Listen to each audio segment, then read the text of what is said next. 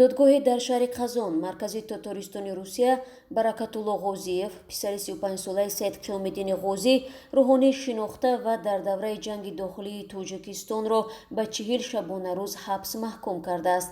мақомоти додгоҳи ноҳияи Совет дар қарори аз 15 августи имсол гуфтанд боздошти ӯ бо дархости ҷониби Тоҷикистон сурат гирифт. пайвандонаш аз эҳтимоли истирдоди ӯ ба Душанбе ва шиканҷа шуданаш нигарон мебошанд. дар ҳоле ки мақомоти Тоҷикистон расман чизе нагуфтанд, додгоҳи ноҳияи Совет дар Қазон иттилоъ дод ки Баракатулло Ғозиев дар кишвар бар асоси 2 моддаи кодекси ҷиноӣ, яъне барангехтани кинаву адовати мазҳабӣ ва хиёнат ба давлат гумонбар мебошад. бино ба моддаи аввал ба ӯ аз 2 то 5 сол ва бар асоси моддаи дуввум аз 12 то 20 соли зиндон таҳдид мекунад. ба иттилои додгоҳи ноҳияи советии шаҳри Қазон, Баракатулло Ғозиев 1 сол боз таҳти ҷустуҷӯи байналмилалӣ будааст. додрас Эрик Ҳабибуллин бо такя ба хулосаи Кумитаи дини Тоҷикистон гуфтааст, Баракатулло Ғозиев ки соли 2015 аз Эрон ба Душанбе баргашт ва сипас барои кор ба Русия рафт, ба барангехтани кинаву адовати мазҳабӣ дар Инстаграм муттаҳам аст.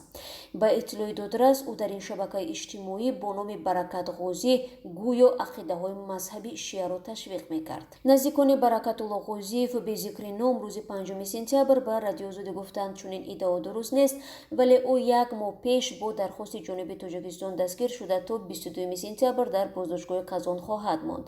дар ин муддат ба гуфтаи онҳо эҳтимоли истирдодаш аз Русия ба Тоҷикистон баррасӣ мешавад. вай бо вакили мудофиъ таъмин аст, вале нигаронем ки ба Душанбе истирдод нашавад, гуфт яке аз наздикони ӯ.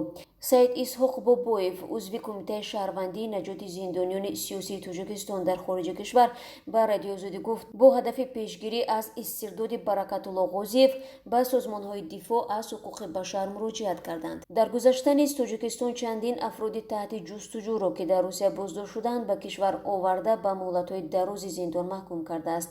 дар 2 соли ахир 2 бародари Баракатулло Ғозиев бо гуноҳи тундгароӣ ва хиёнат ба давлат, яке ба 11 ва дигаре ба 13 сол дар Тоҷикистон ба зиндон маҳкум шуданд. сарнавишти як бародари дигари онҳо ҳанӯз маълум нест. худи Саидқиёмиддини Ғозӣ соли 2017 дар шаҳри Санкт-Петербурги Русия дастгир ва дар шароити мармуз ба Тоҷикистон оварда ба 25 соли зиндон маҳкум гардид. ӯ дар ошуби тобистони соли 2019 дар зиндони шаҳри Ваҳдат кушта шуд.